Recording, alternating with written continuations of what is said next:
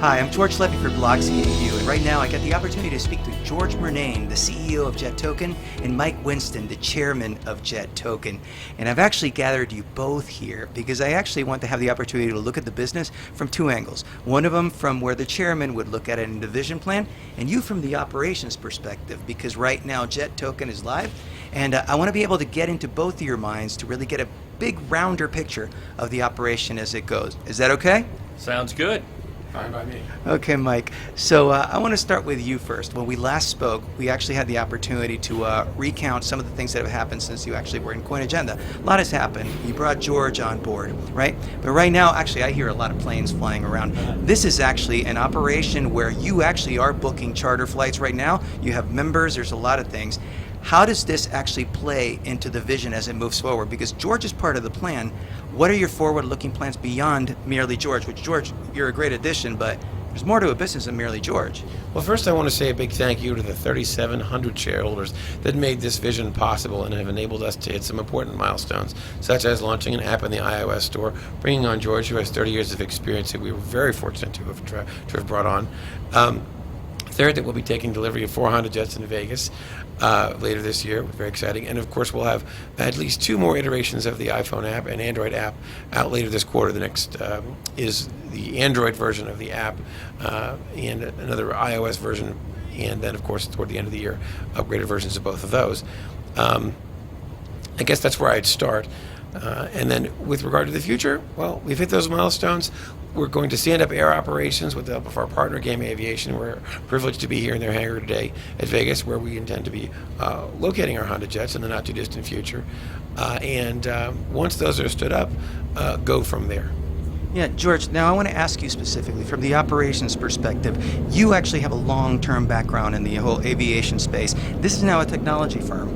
How are you finding the working in the technology space, but also in the process of serving people? Because you deal with the people on a day-to-day basis that actually book all these flights. No, that's true. But at the end of the day, you say this is technology, it's really operations. I mean, it's the people behind it. Technology just makes it easier. So, we're making sure that it's easy for you who may be starting with the technology to make sure that your experience is seamless, because there's a lot that goes on once you click that button asking us to book something. We take a look at not only the aircraft that you asked for, we take a look at a bunch of other ones to see if we can get you an even better price or a better aircraft for the same price. We make sure that the operator that's operating the flight for you is rated at the highest safety level. We make sure that you've got the right pilots, the right flight attendant, the food that you want on board, the plane is ready for when you want it to go, that there's a car at the other end waiting to pick you up. There's a lot that goes into this that's all human driven, that technology, at least in the near term, isn't going to take over. Yeah, and I think that's one of the key points that I want to drill down on this specific interview. Is just the fact that, one thing is just to present a vision. The other thing is to actually have a working, running business. And knowing all the operations aspects of all those, I wouldn't know where to start with 1/10 of the things you spoke about. That's actually a true testament to what you're doing. Yeah, moving blockchain into aviation can allow for some unique features and benefits, which we intend to offer compared to all the other guys in the private jet industry. But aviation is a private aviation is a $200 billion industry. Just the charter part of it is $7.5 billion. So it's a huge market opportunity. But when you go to the industry conferences, when you talk to people in the business, blockchain isn't necessarily anywhere in their vocabulary. So we're taking a very measured and thoughtful approach to introducing this technology. And it begins with safety first. People are very checklist oriented in aviation. And so we're getting good at explaining why things are good in a simple way, and then implementing them in a very reliable way, and George is a big part of that.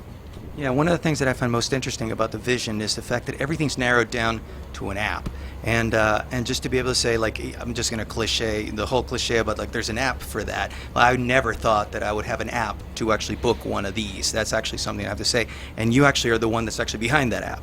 Well, sure, but however many years ago you would never have said there would have been an Expedia app.